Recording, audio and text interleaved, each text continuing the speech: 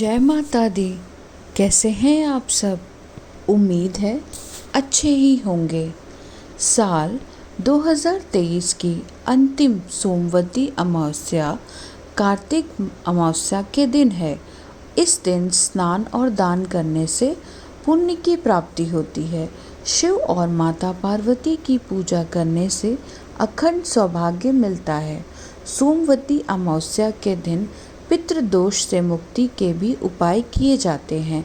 कार्तिक अमावस्या को दिवाली अमावस्या भी कहते हैं, क्योंकि कार्तिक अमावस्या को प्रदोष काल में दिवाली मनाते हैं और इसके अगले दिन हम दरिद्र को भगाते हैं। इस साल कार्तिक अमावस्या तिथि 12 नवंबर दिन रविवार को दोपहर 2:40 से प्रारंभ होगी और ये तिथि 23 नवंबर सोमवार को दोपहर 2:55 दोपहर तक मान्य रहेगी। ऐसे में उदया तिथि के अनुसार इस साल 13 नवंबर को सोमवती अमावस्या मनाई जाएगी। 13 नवंबर को सोमवती अमावस्या के दिन आप ब्रह्म मुहूर्त में स्नान और दान करें। उस दिन प्रातःकाल से सौभाग्य योग बना हुआ है और इस बार तो सोमवती अमावस्या पर 3 शुभ योग सौभाग्य, शोभन और संवाद सिद्धि योग बन रहे हैं। सौभाग्य योग प्रातःकाल से लेकर दोपहर 3:23 तक है। उसके बाद शोभन योग प्रारंभ हो जाएगा जो पूरी रात तक है। सोमवती अमावस्या तिथि में संवाद सिद्धि योग 14 नवंबर को 3:23 सुबह से लेकर 6:40 तक रहेगा। अगले दिन मतलब कि 14 नवंबर को सुबह।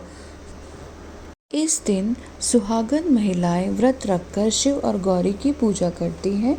उनके आशीर्वाद से पति की लंबी आयु और सुख दाम्पत्य जीवन का आशीर्वाद मिलता है। इसके अलावा सोमवती अमावस्या पर आप अपने नाराज पितरों को भी प्रसन्न कर सकते हैं। चलिए अब श्रवण करते हैं सोमवती अमावस्या व्रत कथा। पुरानी कथाओं के अनुसार प्राचीन काल में एक प्रतापी राजा थे। उनका एक बेटा और एक बहू थे। एक दिन बहू ने चोरी से मिठाई खा ली और नाम चूहे का लगा दिया, जिसकी वजह से चूहे को बहुत गुस्सा आ गया। उसने मन ही मन निश्चय किया कि चोर को राजा के सामने लेकर आऊँगा। एक दिन राजा के यहाँ कुछ मेहमान आए हुए थे। सभी मेहमान राजा के कमरे में सोए हुए थे। बदले ही आग में जल रहे चूहे ने रानी की साड़ी ले जाकर उस कमरे में रख दी। जब सुबह मेहमानों की आंखें खुली और उन्होंने रानी का कपड़ा देखा तो हैरान रह गए। जब राजा को इस बात का पता चला तो उन्होंने अपनी बहू को महल से निकाल दिया। रानी रोज शाम में दिया जलाती और ज्वार उगाने का काम करती थी। रोज पूजा करती थी, गुड़दानी का प्रसाद बांटती थी। एक दिन राजा उस रास्ते से निकल रहे थे तो उनकी नज़र उन दियों पर पड़ी। राजमहल लौटकर राजा ने सैनिकों को जंगल भेजा और कहा कि देखकर आओ वहाँ क्या चमत्कारी चीज़ थी। सैनिक जंगल में उस पीपल के पेड़ के नीचे गए। उन्होंने वहाँ देखा कि दिए आपस में बात कर रहे थे। सभी अपनी अपनी कहानियाँ बता रहे थे। तभी एक शान से दिए से सभी ने सवाल किया कि तुम भी अपनी कहानी बताओ। दिए ने बताया वो रानी का दिया है।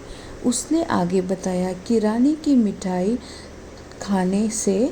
चोरी से खाने से चूहे ने रानी की साड़ी मेहमानों के कमरे में रख दी और बेकसूर रानी को सज़ा मिल गई।